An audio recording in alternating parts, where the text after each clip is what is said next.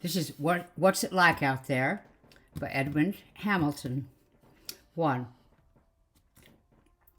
I hadn't wanted to wear my uniform when I left the hospital, but I didn't have any other clothes there, and I was too glad to get out to argue about it. As soon as I got out of the local plane I was taken to Los Angeles, I was sorry I had it on. People gawked at me and began to whisper. The stewardess gave me a special big smile. She must have spoken to the pilot, for he came back and shook hands and said, "Well, I guess a trip like this is sort of a come-down for you." A little man came in, looked around for a seat, and took the one beside me. He was a fussy, spectacled guy of 50 or 60. Took a few minutes to get settled. Then he looked at me and stared at my uniform and at the little brass button on it that said "2." "Why," he said, "you're one of those Expedition 2 men." As then as only he just figured it out. "Why, you've been to Mars." "Yeah," I said. "I was there." He beamed at me in a kind of wonder. I didn't like it, but his curiosity was so friendly I couldn't quite resent it. "Tell me," he said, "what's it like out there?" The plane was lifting, and I looked out at the Arizona desert sliding close underneath. "Different," I said. "It's different." The answer seemed to satisfy him completely. "I'll just bet it is," he said. "Are you going home, Mr. Haddon? Sergeant Frank Haddon." "You going home, Sergeant?" "My home's back in Ohio," I told him. "Going into L.A. to look up some people before I go home." "Well, that's fine. Hope you have a good time, Sergeant. You deserve it. You boys did a great job out there." "Well, I read in the newspapers that after the UN sends out a couple more expeditions, we'll have cities out there, regular passenger lines and all that." "Look," I said, "that stuff is for the birds. Might as well build cities down there in Mojave and have them a lot closer. There's only one reason for going to Mars now, and that's uranium." I could see he didn't quite believe me. "Oh, sure," he said. "I know that's important, too. The uranium we're all using now for our power stations, but that isn't all, is it?" "It'll be all for a long, long time," I said. "But look, Sergeant, this newspaper article said—" I didn't say anything more. By the time he'd finished telling me about the newspaper article, we were coming down in L.A. He pumped my hand when we got out of the plane. "Have yourself a time, Sergeant. You sure rate it? I have a lot of chaps on 2 didn't... I hear a lot of chaps on 2 didn't come back." "Yeah," I said. "I heard that." I was feeling shaky again by the time I got to downtown L.A. I went in a bar and had a double bourbon, and it made me feel a little better. I went out and found a cabbie and asked him to drive me out to San Gabriel. He was a fat man with a broad red face. "Hop right in, buddy," he said. "Say, you're one of those Mars guys, aren't you?" I said, "That's right." "Well, well," he said. "Tell me, how was it out there?" "It was a pretty dull grind in a way," I told him. "I'll bet it was," he said, as we started through traffic. "Me, I was in the Army in World War II, 20 years ago. That's just what it was. Dull grind 9/10 of the time. Guess it hasn't changed any." "This wasn't any Army expedition," I explained. "It was a United Nations one, not an Army one. We had officers and rules of discipline like the Army." "Sure, it's the same thing," said the cabbie. "You don't need to tell me what it's like, buddy." "Why, back there in 42, or was it 43?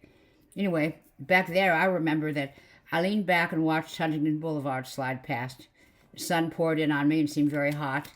The air seemed very thick and soupy. It hadn't been so bad up there on the Arizona plateau. It was a little hard to breathe down here." The cabbie wanted to know what address in San Gabriel. I got the little packet of letters out of my pocket and found the one that had Martin Valines and a street address on the back. I told the cabbie, put the letters back into my pocket. Wished now that I'd never answered them. How could I keep from answering when Joe Valin's parents wrote me at the hospital? It was the same with Jim's girl and Walter's family. I'd had to write back. First thing I knew, I'd promised to come and see them. Now, if I went back to Ohio without doing it, I'd feel like a heel. Right now, I wished I'd decided to be a heel. The address was on the south side of San Gabriel, in a section that still had a faintly Mexican tinge to it. There was a little frame grocery store with a small house beside it, a picket fence around the yard of the house, very neat, but a queerly homely place after all the slick California stucco. I went into the little grocery. A tall, dark man with quick eyes took a look at me and called a woman's name in a low voice, and then came around the counter and took my hand. "You're Sergeant Haddon," he said. "Yes, of course. We've been hoping you'd come." His wife came in a hurry from the back. She looked a little too old to be Joe's mother, for Joe had been just a kid. Then she didn't look so old, really, just sort of worn. She said to Valines, "Please, a chair. Can't you see he's tired?" And just from the hospital, I sat down and looked between them at a case of canned peppers. And they asked me how I felt, and wouldn't I be glad to get home. They hoped all my family were well. They were gentlefolk. They hadn't said a word about Joe, just waited for me to say something. And I felt in a spot, for I hadn't known Joe well, not really. Been moved into our squad only a couple weeks before takeoff. Since he'd been our first casualty, I never got to know him much. I finally had to get it over with, and all I could think to say was, "They wrote you in detail about Joe, didn't they?" Valines nodded gravely. "Yes. He died from shock within 24 hours after takeoff. The letter was very nice." His wife nodded too. "Very nice," she murmured. She looked at me, and I guess she saw that I didn't know quite what to say, for she said, "You can tell us more about it. Yet you must not if it pains you." I could tell them more. Oh, yes, I could tell them a lot more if I wanted to. It was all clear in my mind, like a movie film you run over and over till you know it by heart. I could tell them all about the takeoff that had killed their son, the long lines of us, uniformed backs going up into Rocket 4, all the other 19 rockets, the lights flaring up there on the plateau, the grind of machinery and blast of whistles in the inside of the big rocket as we climbed up the ladders of its center well. The movie was running again in my mind, clear as crystal. I was back in cell 14 of Rocket 4, with the minutes ticking away and the walls quivering every time one of the other rockets blasted off, and us 10 men in our hammocks, prisoned inside that odd-shaped windowless metal room, waiting. Waiting.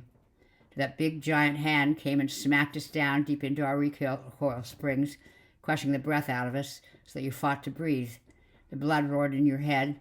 Your stomach heaved in spite of all the pills they'd given you. You heard the giant laughing. Smash! Smash! Again and again, hitting us in the guts and cutting our breath. Someone being sick, someone else sobbing, and the room laughing as it killed us, and the giant quit laughing, quit slapping us down. You feel your sore and shaky body, wonder if it was still all there. Walter Mills, cursing a blue streak in the hammock underneath me, and Breck, our sergeant then, clambering painfully out of his straps to look us over, and then, through the voices, a thin, ragged voice saying uncertainly, "Breck, I think I'm hurt." Sure, that was their boy Joe. There was blood on his lips, and he'd had it. We knew when we first looked at him that he'd had it. A handsome kid, turning waxy now as he held his hand on his middle and looked up at us. Expedition 1 had proved that takeoff would hit a certain percentage with internal injuries every time. In our squad, in our little windowless cell, it was Joe that had been hit. If only he'd died right off. But he couldn't die right off. He had to lie in the hammock all those hours and hours. The medics came and put a straitjacket around his body and doped him up, and that was that. And the hours went by. We were so shaken and deathly sick ourselves, we didn't have the sympathy for him that we should have had, not till he started moaning and begging us to take the jacket off.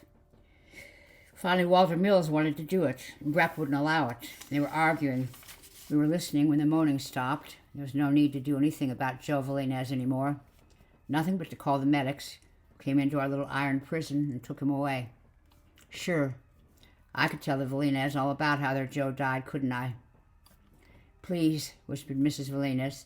Her husband looked at me and nodded silently. So I told them. I said, "You know, Joe died in space. He'd been knocked out by the shock of takeoff, and he was unconscious, not feeling a thing. Then he woke up before he died. He didn't seem to be feeling any pain, not a bit. He lay there, looking out the window at the stars. They're beautiful, the stars out there in space, like angels.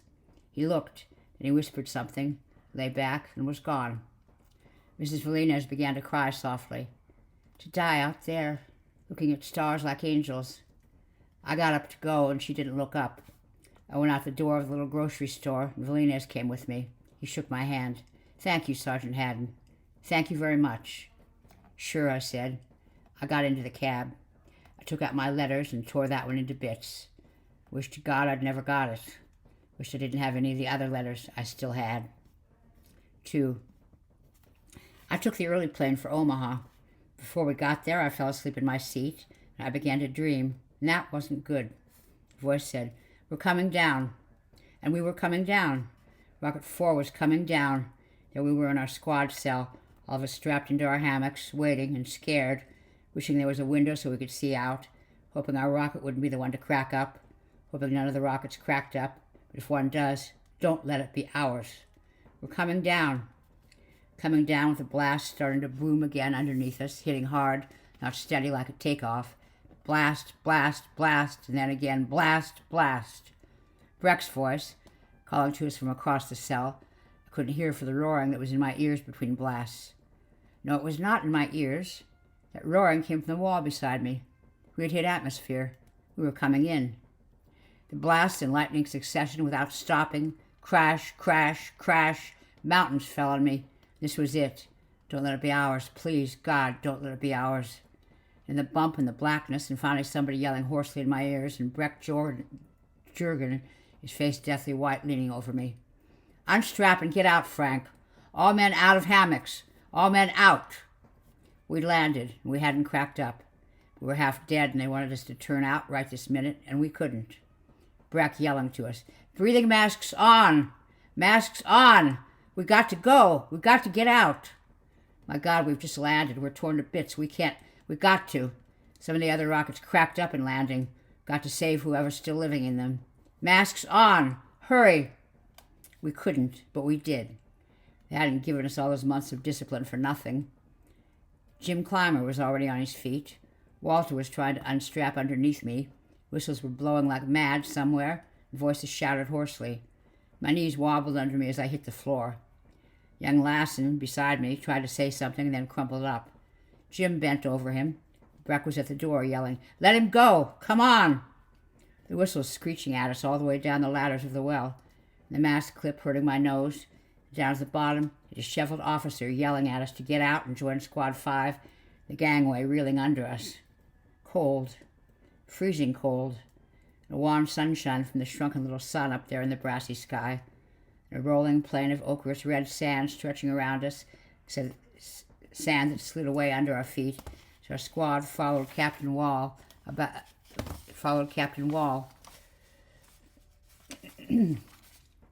toward the distant metal bulk that lay oddly canted and broken in a little shallow valley. Come on, men! Hurry! Hurry! Sure, all of it a dream. The dreamlike way we walked with our lead-soled shoes dragging our feet back after each step, and the voices coming through the mask resonators muffled and distant. Only not a dream, but a nightmare. We got up to the canted metal bulk and saw what had happened to Rocket 7. The metal hull ripped like paper, a few men crawling out of the wreck with blood on them, and a gurgling sound where shattered tanks were emptying and voices whimpering, First aid! First aid! Only it hadn't happened. Hadn't happened yet at all, for we were still back in Rocket 4 coming in. We hadn't landed yet at all. We're going to any minute. We're coming down. I couldn't go through it all again. I yelled and fought my hammock straps and woke up. I was in my plane seat. A scared hostess was a foot away from me saying, This is Omaha, Sergeant. We're coming down. They were all looking at me, all the other passengers. I guessed I'd been talking in the dream. I still had a sweat down my back like all those nights in the hospital when I'd keep waking up. I sat up and they all looked away from me quick, pretended they hadn't been staring. We came down to the airport. It was midday and the hot Nebraska sun felt good on my back when I got out. I was lucky. When I asked at the bus depot about going to Covington, there was a bus all ready to roll. A farmer sat down beside me. Big young fellow who offered me cigarettes, told me it was only a few hours' ride to Covington. Your home there? He asked. No, my home's back in Ohio, I said. A friend of mine came from there, named Clymer. He didn't know him, but he remembered that one of the town boys had gone off on that second expedition to Mars. Yeah, I said. That was Jim. He couldn't keep it in any longer. What's it like out there, anyway? I said. Dry. Terribly dry. I'll bet it is, he said. To tell the truth, it's too dry here this year for good wheat weather. Last year it was fine. Last year, Covington, Nebraska was a wide street of stores and other streets with trees and old houses, yellow wheat fields all around as far as you could see. It was pretty hot. I was glad to sit down at the bus depot while I went through the thin little phone book. There were 3 Graham families in the book. The first one I called was the right one, Miss Isla Graham. She talked fast and excited, said she'd come right over. I said I'd wait in front of the bus depot. I stood underneath the awning, looking down the quiet street, and thinking that it sort of explained why Jim Clymer had always been such a quiet, slow-moving sort of guy. The place was sort of relaxed, like he'd been. A coupe pulled up. Miss Graham opened the door. She was a brown-haired girl, not especially good-looking, the kind you think of as a nice girl, a very nice girl. She said, "You look so tired. I feel guilty now about asking you to stop." "I'm all right," I said. "No trouble stopping over a couple places on my way back to Ohio." As we drove across the little town, I asked her if Jim hadn't had any family of his own here. "His parents were killed in a car crash years ago," Miss Graham said. "He lived with an uncle on a farm outside Grandview. They didn't get along. Jim came into town and got a job at the power station." She added as we turned a corner, "My mother rented him a room. That's how we got to know each other. That's how we got engaged." "Yeah, sure," I said. It was a big square house with a deep front porch and some trees around it. I sat down in a wicker chair. Miss Graham brought her mother out. Her mother talked a little about Jim, how they missed him, how she declared he'd been just like a son. When her mother went back in, Miss Graham showed me a little bunch of the blue envelopes. "These were the letters I got from Jim. There weren't very many of them, and they weren't very long." "We were only allowed to send one 30-word message every 2 weeks," I told her. "There were a couple thousand of us out there. They couldn't let us jam up the message transmitter all the time." "Well, it was wonderful how much Jim could put into just a few words," she said, and handed me some of them. I read a couple. One said, "I have to pinch myself to realize that I'm one of the first Earthmen to stand on an alien world. At night, in the cold, I look up at the green star that's Earth and can't quite realize I've helped an age-old dream come true." Another one said, "This world's grim and lonely and mysterious. We don't know much about it yet. So far, nobody's seen anything living but the lichens that Expedition 1 reported. There might be anything here." Miss Graham asked me, "Was that all there was? Just lichens?" "That and 2 or 3 kinds of queer cactus things," I said, "and rock and sand. That's all." As I read more of these little blue letters, I found that now that Jim was gone, I knew him better than I ever had. There was something about him I'd never suspected. He was romantic inside. We hadn't suspected it. He was always so quiet and slow. Now I saw that all the time he was more romantic about the thing we were doing than any of us. He hadn't let on. We'd have kidded him if he had. Our name for Mars after we got sick of it was the Hole. I could see now that Jim had been too shy of our kidding to ever let us know that he glamorized the thing in his mind. "This was the last one I got from him before his sickness," Miss Graham said.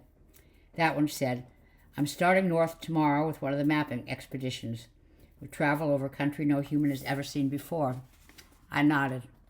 I was on that party myself. Jim and I were on the same half-track. He was thrilled by it, wasn't he, Sergeant? I wondered. I remembered that trip. It was hell. Our job was simply to run a preliminary topographical survey, checking with Geigers for possible uranium deposits. It wouldn't have been so bad if the sand hadn't started to blow. It wasn't sand like Earth sand. It was ground to dust by billions of years of blowing around that dry world. It got inside your breathing mask, and your goggles, and the engines of the half-tracks, and your food, and water, and clothes. There was nothing for 3 days but cold, and wind, and sand. Thrilled?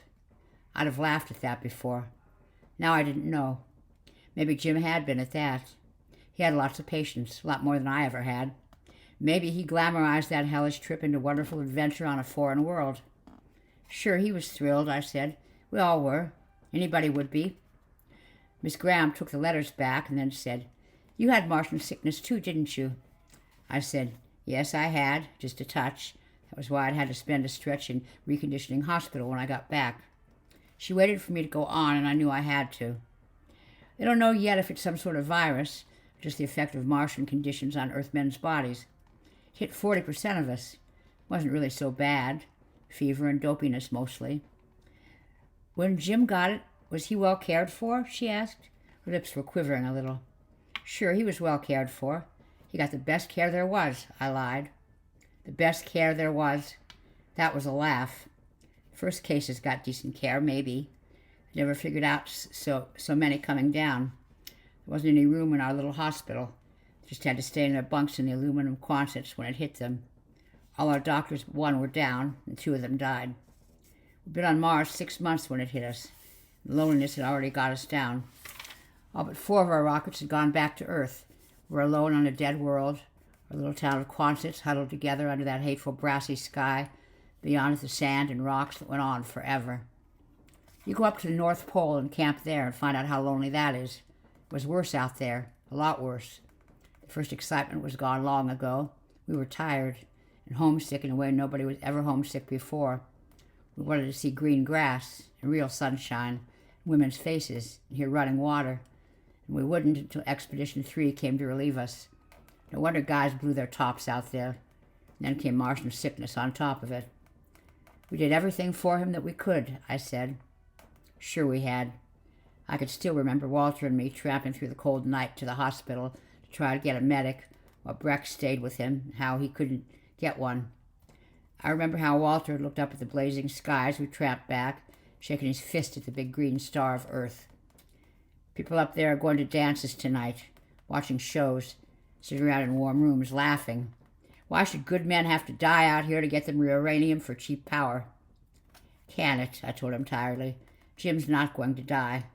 A lot of guys got over it. The best care there was. That was real funny. All we could do was wash his face, give him the pills the medics left, watch him get weaker every day till he died. Nobody could have done more for him than was done, I told Miss Graham. I'm glad, she said. I guess it's just one of those things.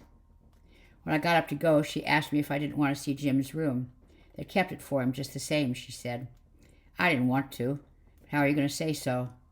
I went up with her and looked and said it was nice. She opened a big cupboard. It was full of neat rows of old magazines. They're all the old science fiction magazines he read when he was a boy, she said. He always saved them. I took one out. It had a bright cover with a spaceship on it. Not like our rockets, but a streamlined thing. The rings of Saturn in the background. When I laid it down, Miss Graham took it up and put it back carefully in its place in the row, so somebody was coming back who wouldn't like to find things out of order. She insisted on driving me back to Omaha and out to the airport. She seemed sorry to let me go. I suppose it was because I was the last real tie to Jim. When I was gone, it was all over then for good. Wondered if she'd get over it in time, and I guess she would. People do get over things. I supposed she'd marry some other nice guy. I wondered what they'd do with Jim's things. All those old magazines nobody was ever coming back to read.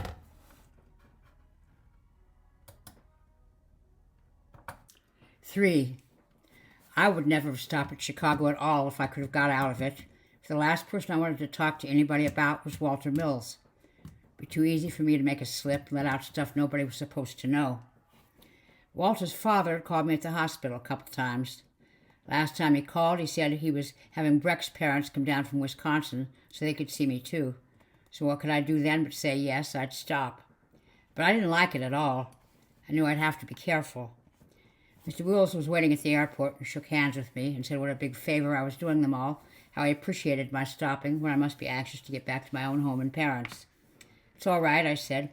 My dad and mother came out to the hospital to see me when I first got back. He was a big, fine-looking, important sort of man, with a little bit of a stuffed shirt about him, I thought. He seemed friendly enough, but I got the feeling he was looking at me and wondering why I'd come back and his son Walter hadn't. Well, I couldn't blame him for that. His car was waiting, a big car with a driver. We started north through the city. Mr. Mills pointed out a few things to me to make conversation, especially a big atomic power station we passed. That's only one of thousands strung all over the world, he said. They're going to transform our whole economy. This Martian uranium will be a big thing, Sergeant. I said yes, I guessed it would. I was sweating blood, waiting for him to start asking about Walter.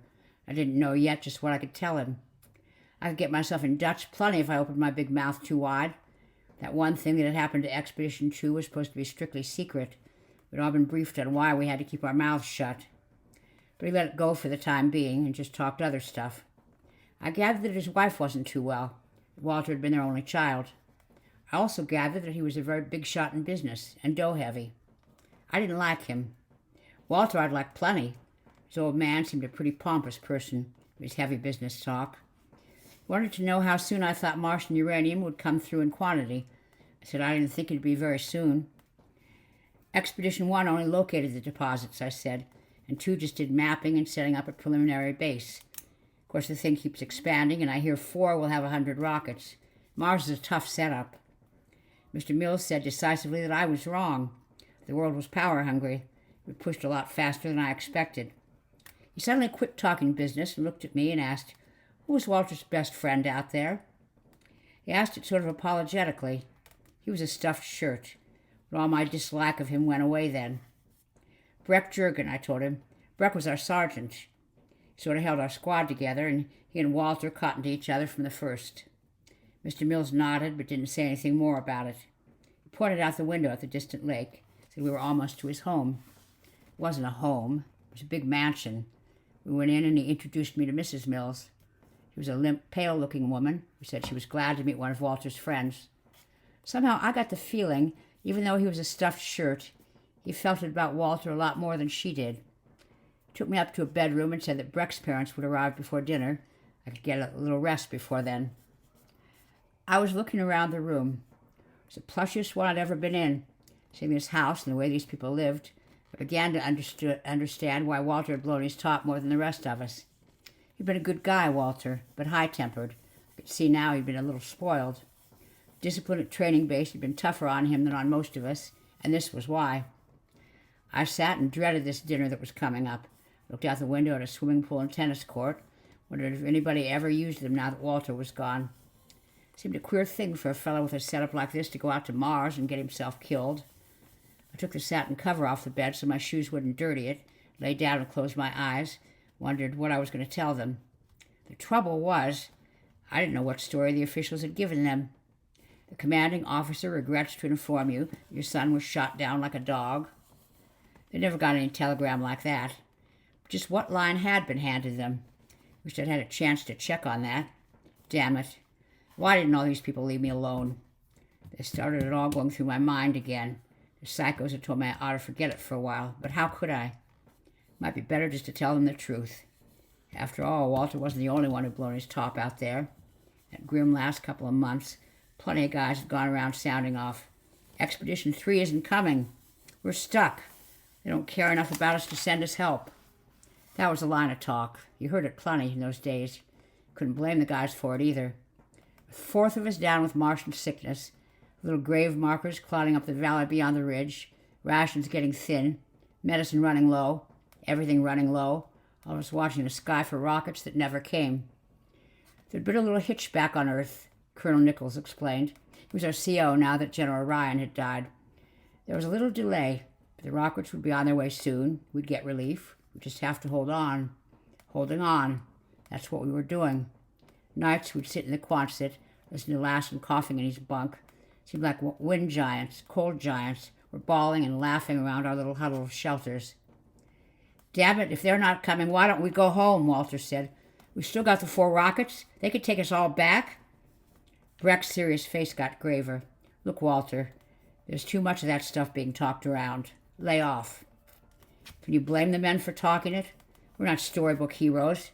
If they've forgotten about us back on Earth, why don't we just sit and take it?" "We have to," Breck said. 3 will come." I've always thought it wouldn't have happened, what did happen, if we hadn't had that false alarm. The one that set the whole camp wild that night with guys shouting, "3's here! The rocket landed over west of Rock Ridge." Only when they charged out there, they found they hadn't seen rockets landing at all, but a little shower of tiny meteors burning themselves up as they fell. It was the disappointment that did it, I think. Can't say for sure, because that same day was the day I conked out with Martian sickness. The floor came up and hit me, and I woke up in the bunk with somebody giving me a hypo, my head big as a balloon. It wasn't clear out, it was only a touch of it. It was enough to make everything foggy.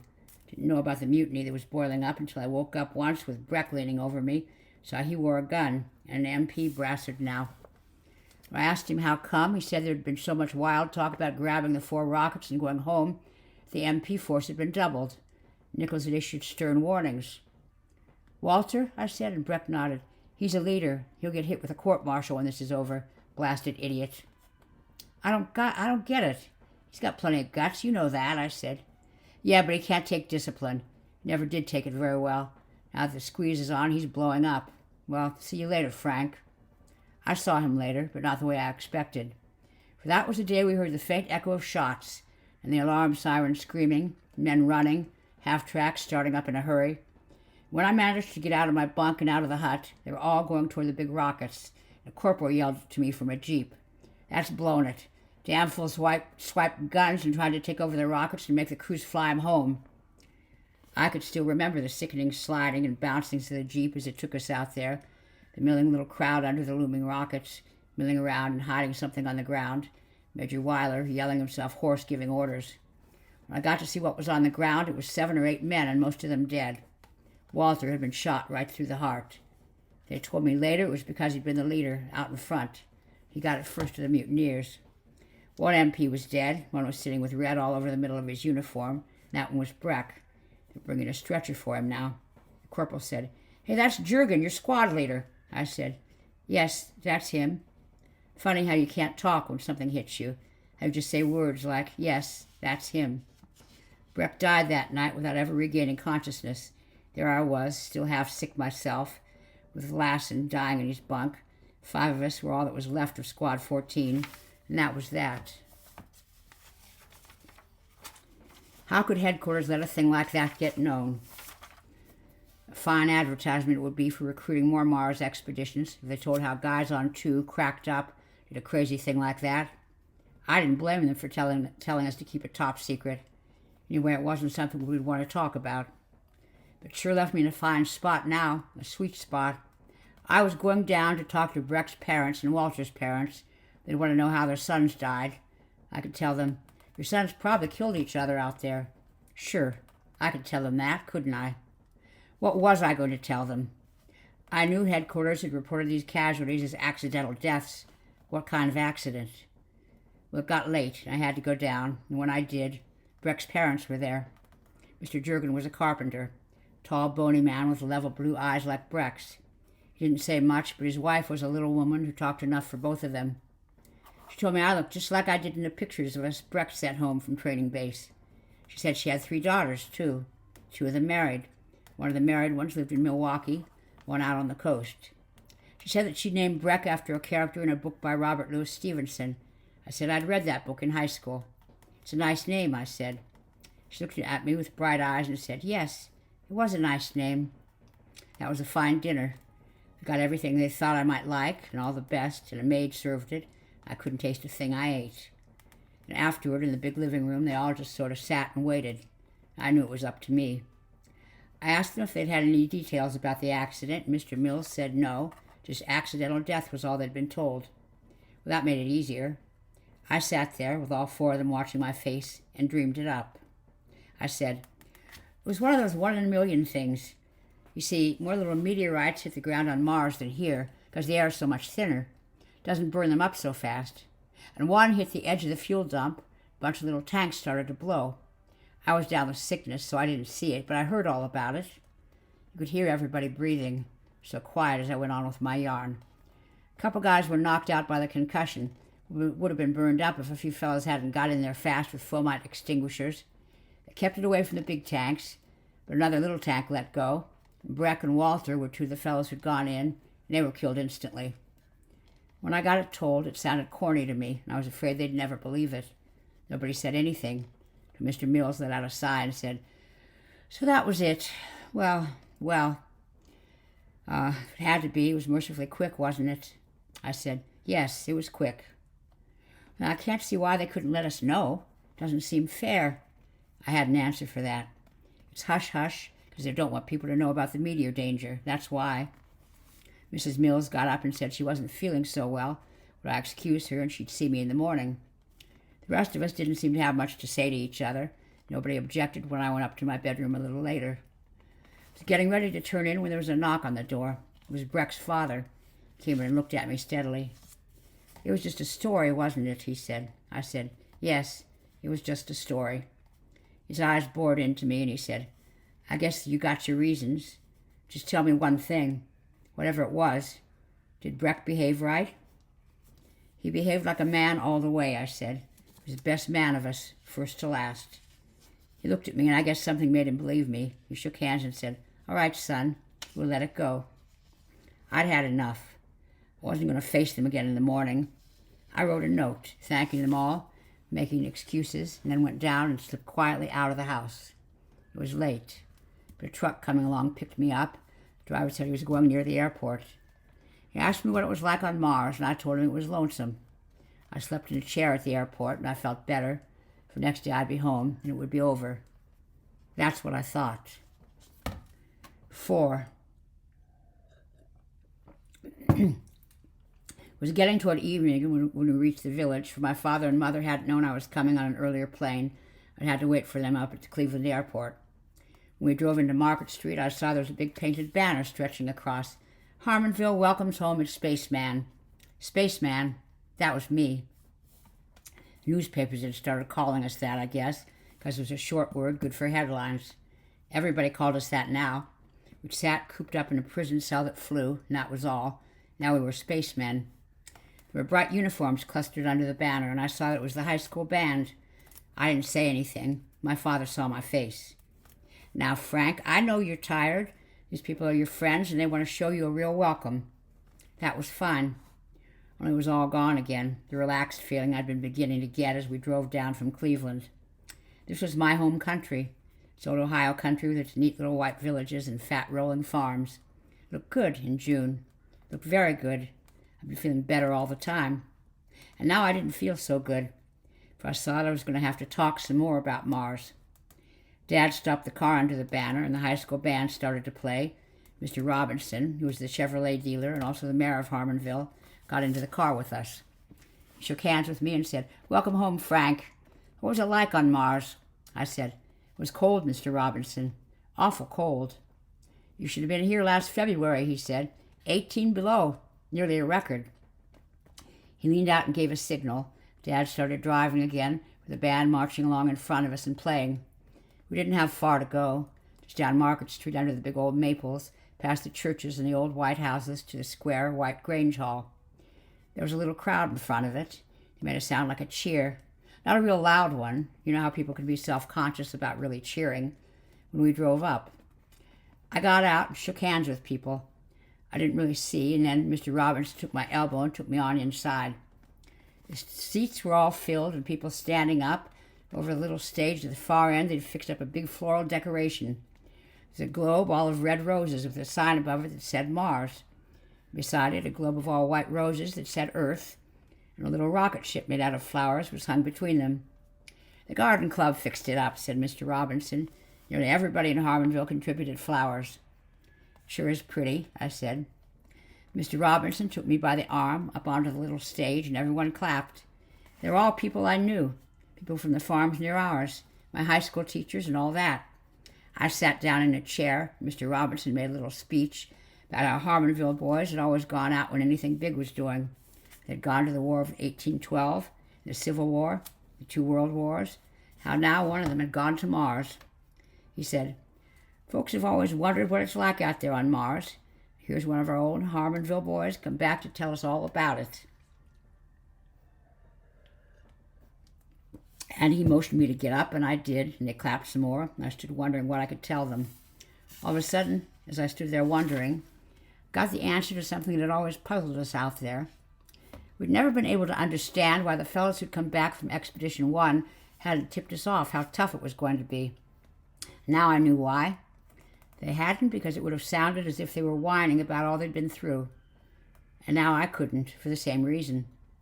I looked down at the bright, interested faces I'd known almost all my life.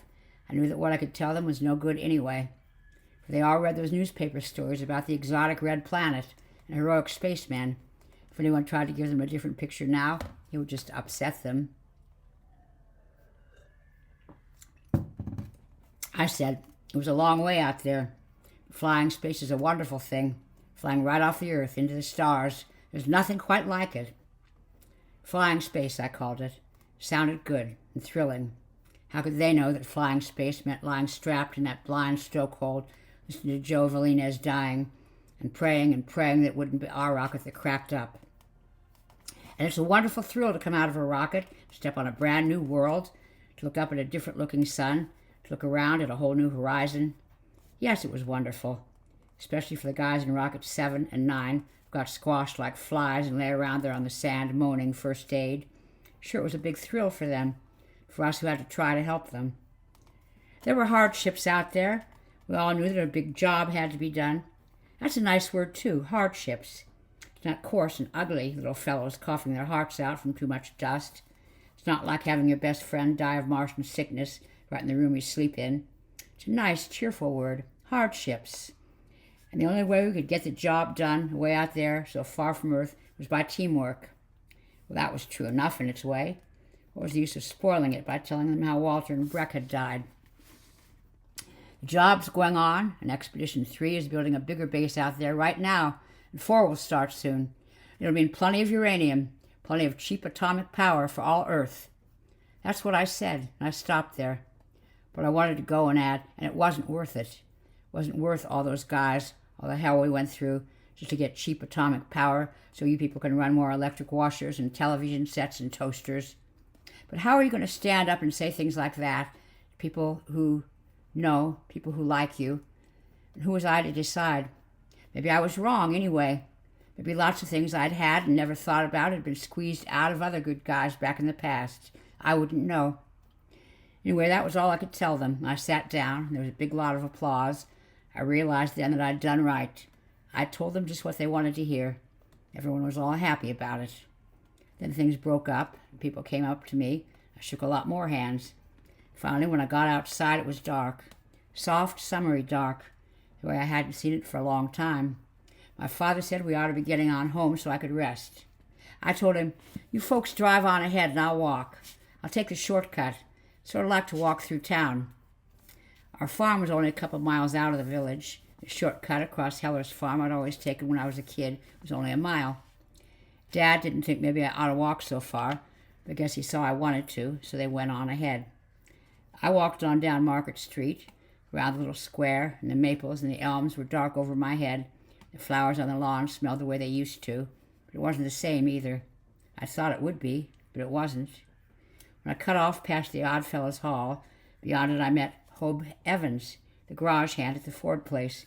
He was humming along half tight, same as always on a Saturday night. "Hello, Frank. Heard you were back," he said. I waited for him to ask the question they all asked, but he didn't. He said, "Boy, you don't look so good. You want a drink?" He brought out a bottle, and I had one out of it. He had one. He said he'd see me around, and he went humming on his way. He was feeling too good to care much where I'd been.